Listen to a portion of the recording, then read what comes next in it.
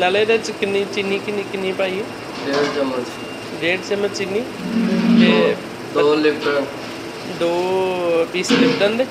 हाँ 2 piece Lipton ਦੇ ਪਾਏ ਨੇ। हाँ। ਇਹ ਕਿੰਨੇ ਕੱਪ ਚਾਹ ਬਣਾ ਰਹੇ ਜੀ? 1 कप चाह दा। 1 ਕੱਪ ਦੀ ਕੜਕ ਚਾਹ ਬਣਾ ਰਹੇ ਨੇ ਮੇਰੇ ਪਿਆਰੇ ਲਾਲਾ ਸ਼ਕੀਲ ਭੱਟ ਸਾਹਿਬ।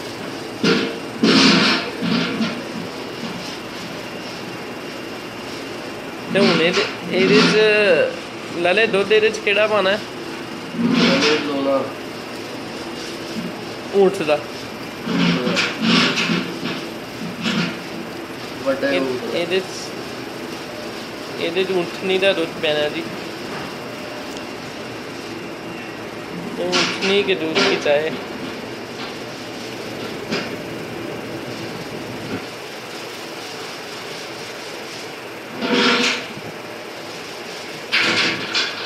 अच्छा लाले कितनी देर में चाय बन जाएगी? 5 मिनट। 5 मिनट में चाय बनानी है? 5 मिनट।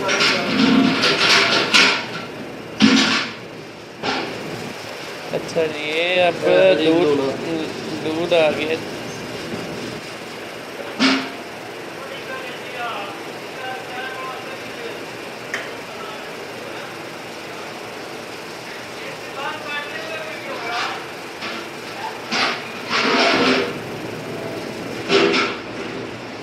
लल तैयार हो गई चाय? चाय तैयार हो गई। अच्छा यह जी कड़क चाय ए ਹੁਣ ਇੱਕ ਇਲਾਚੀ ਪਾਈ ਹੈ।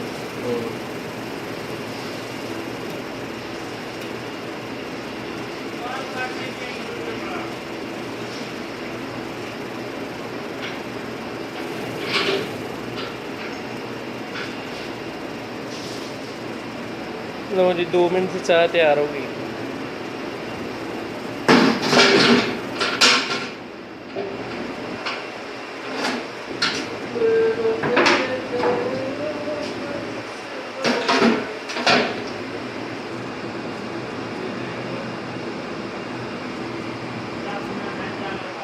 देखें कैसा कलर आया है चाय का।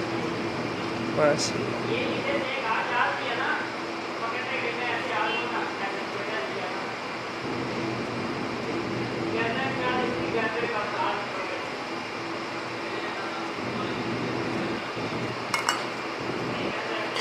बस लाले रेडी हो गई है चाय।